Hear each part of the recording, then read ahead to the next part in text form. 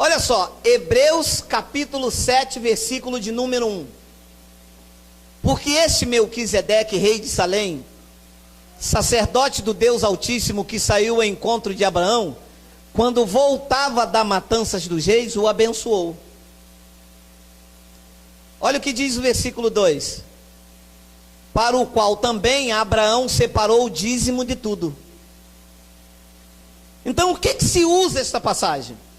Diz que aqui Paulo está falando sobre dízimo. Mas Paulo está falando sobre dízimo com quem? Com gentios? E os hebreus não davam dízimo? Davam. Porque aqui o sacerdócio levítico ainda está de pé e o templo também. Então, no ano de 53 a 55, eu não tenho a data precisa, eu acho que quase ninguém tem. Neste tempo aqui ainda, as pessoas iam ao templo dar o dízimo com objetos cerimoniais, porque o templo lá em Jerusalém só foi derrubado no ano 70, cumprindo-se a profecia do profeta Daniel. Então olha o que Paulo diz: para o qual também Abraão separou o dízimo de tudo. Primeiramente se interpreta rei de justiça, depois também se é rei de Salém, ou seja, rei de paz. 3, sem pai, sem mãe, sem genealogia, que não teve princípio de dias, nem fim de existência, entretanto, feito semelhante ao Filho de Deus, permanece sacerdote perpetuamente. 4, considerai, pois, como era grande esse a quem Abraão, o patriarca, pagou o dízimo, tirado dos melhores despojos. Olha aqui, Abraão deu o dízimo do salário dele, ou Abraão deu o dízimo daquilo que ele conquistou na terra, na guerra, aquilo que ele conquistou na guerra. Então o que acontece com essas passagens aqui? As pessoas dizem que o dízimo era antes da lei, e que por causa disso nós temos que dar dízimo também. Mas a circuncisão também era antes da lei, e nós não temos que circuncidar. Então olha o que Paulo diz no versículo 5. Acreditamos que é Paulo, não temos certeza. Ora, os que dentre os filhos de Levi recebem um sacerdócio têm mandamento de recolher de acordo com a lei os dízimos. Alô? Dízimo é lei de Moisés. Entende? Entende? E quem recolhia dízimo era Levi. Eram os homens da tribo de Levi. Para um pastor recolher dízimo, ele tem que ser da tribo de Levi. Então diz, os que dentre os filhos de Levi recebem o dízimo. Ora, os que dentre os filhos de Levi recebem o sacerdócio, tem mandamento de recolher de acordo com a lei os dízimos do povo, ou seja, dos seus irmãos, embora tenha esse descendido de Abraão. 6, entretanto, aquele cuja genealogia não se inclui entre eles, recebeu o dízimo de Abraão, e abençoou o que tinha as promessas. Evidentemente, é fora de qualquer dúvida que o inferior é abençoado pelo superior. 8, olha aqui, preste atenção, para que você entenda a palavra. Aliás, está continuando o escritor, aqui são homens mortais os que recebem dízimo. Aqui aonde? Aqui no Sarapuí? Aqui que ele se reporta é aonde? Lá no ano 53, no templo. Não é aqui, dentro da igreja ou dentro de qualquer lugar. Aliás, diz o escritor de Hebreus, aqui são homens mortais o que recebem dízimo. Porém ali aonde? Ali com o encontro de Abraão. Diz, aquele de que se testifica de quem vive. Então lê isto até aqui e diz assim, tá vendo? Tem que dar dízimo. E param aqui. Mas deixe lhe dizer uma coisa. A conversa não parou. O assunto não parou. Quando você lê uma carta, você não pode ler uma carta pela metade, você tem que ler a carta toda. Como é que alguém vai ler um trecho de uma carta e vai tirar uma conclusão? Tem que ler tudo. Então, para que eu entenda o que está escrito aqui, eu tenho que ler tudo. Porque não parou aqui. Olha o que diz o 9. E por assim dizer, também Levi, que recebe dízimo, pagou-os na pessoa de quem? Look for me. O que Abraão estava fazendo? Estava representando o povo da graça de Deus ou estava representando o sacerdócio levítico? Então Abraão não é exemplo para que eu dê dízimo. Abraão estava representando a tribo de Levi. Por assim dizer, também Levi, que recebe dízimos, Levi pagou na pessoa de Abraão. Levi não tinha levantado ainda, não tinha nascido. Quem estava nascido? Abraão. O que Melquisedeque fez? Levi não está aqui? Você vai representar o Levi. Toma aqui esse dízimo. É o que Paulo diz no versículo de número 10. Porque ele só lê até o 8. Porque aquele quem? Levi, ainda não tinha sido gerado por seu pai, quando Melquisedeque saiu ao encontro de Abraão, deste. Então, como Levi não tinha sido gerado ainda, Melquisedeque pré-anunciou o evangelho da lei, da circuncisão, a Abraão, pedindo que Abraão desse o dízimo a ele, representando a pessoa de Levi. Mas deixe-lhe dizer, o assunto não terminou. Qual é o plano de fundo do argumento aqui? Dízimo. Entende?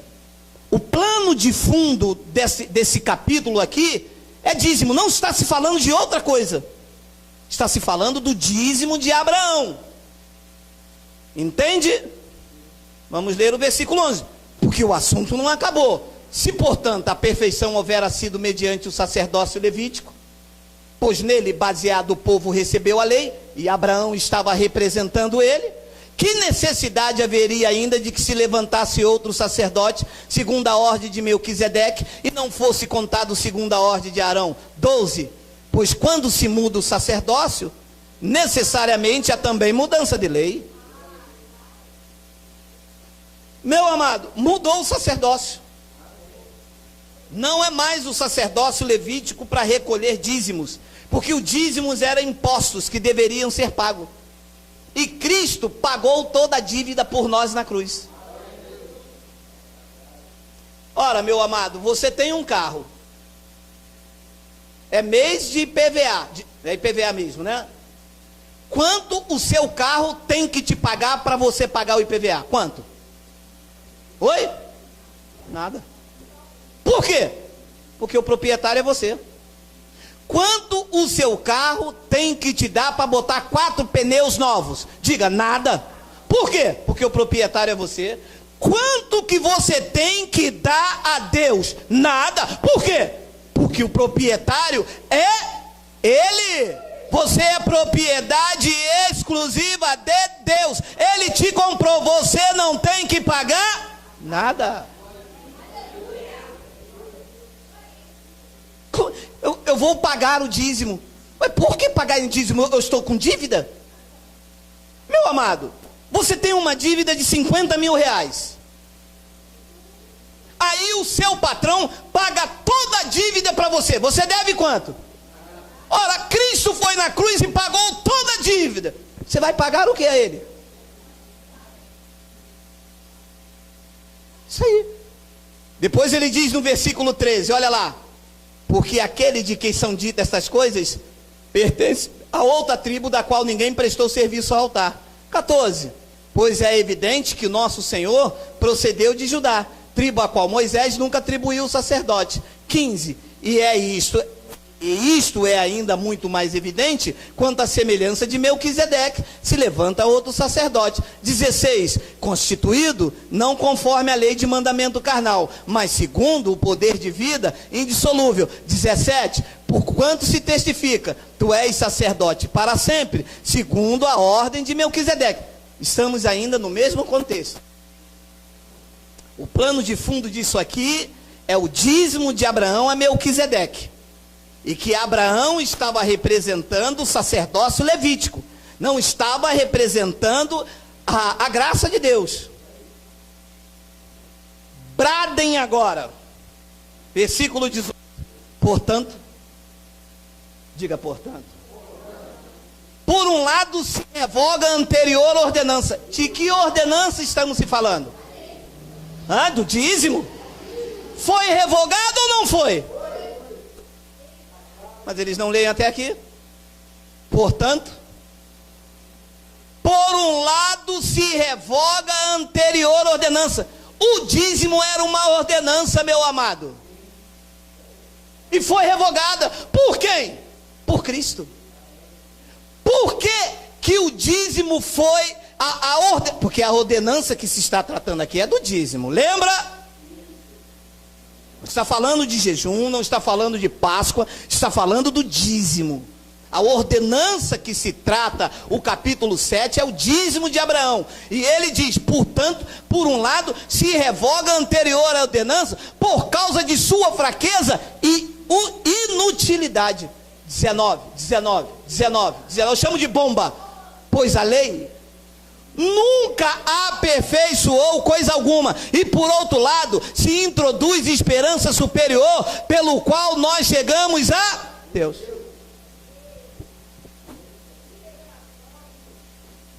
Pastor, e por que não se prega isto? Porque isso liberta. Isso tira o medo, isso tira a culpa.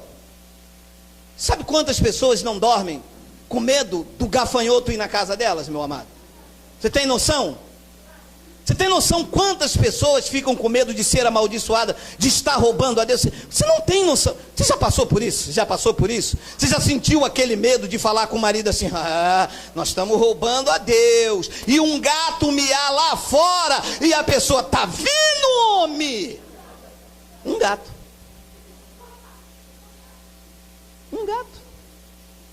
Por causa do medo, do pânico que é gerado na mente das pessoas. Meu amado, você foi comprado. Você imagina eu querer beber uma água lá na minha geladeira e falar para a minha geladeira, você tem que me dar um dinheiro porque a água está quente. Eu comprei a geladeira, meu amado. Cristo comprou você, você é propriedade exclusiva dele. Quem tem que manter você em dia, a exemplo do seu carro, quem tem que manter o carro em dia, legalizado, é quem? É o carro ou é você? Você que é o proprietário. Quem tem que manter você em dia, meu amado, é quem te comprou. E quem te comprou, querido? Ouça, não te comprou a preço de prata, nem de ouro, nem de coisas corruptíveis. Tu fosse comprado com o precioso sangue de Jesus. Valorize-se, ame-se, meu amado. As pessoas ficam debaixo de ameaça, gostam de acusação. E essas verdades aí ocultas, você vê, que eles não leem tudo, leem até onde convém. Mas volta o 18. Volta o 18, Wagner. Por um lado, portanto, por um lado se revoga. Está revogado ou não está revogado? Diga, está revogado. Ora, se está revogado, quer dizer que não estão cumprindo o que Cristo fez. Entende-se assim? Claro, como que o juiz dá uma lei, tem que cumprir, e eu não aceito e faço isso mesmo? Não pode, meu amado. Então as pessoas não estão a favor de Cristo, estão contra Cristo. Cristo revogou, eles não aceitam. Não, aqui na igreja nós vamos fazer isso, porque eu sou o pastor presidente, Deus me revelou. Não revelou nada, isso é carne. A revelação de Deus para o homem está aqui. Não tem mais revelação, a revelação já foi dada, meu amado. Não tem esse negócio de Deus falou comigo, falou contigo, tem que falar comigo. Pelo menos aqui. Aqui Deus fala com todos, está falando na palavra. Deus não pode falar uma coisa comigo, falar outra com ele, outra com ele. Que Deus é esse? De dupla personalidade, de duplo caráter? O que Deus fala com todos. Está aí falando na palavra. Diz que ele revogou a anterior ordenança. E de que ordenança se trata? Dízimo. Você recebe isso, meu amado? Glória a Deus, glória a Deus. Nós temos louvor. Graças a Deus, chegamos ao final de mais um vídeo. Eu espero ter te instruído com as verdades do Evangelho. Rompa com o sistema religioso. Aprenda a reinar em vida e viver em perfeita vitória.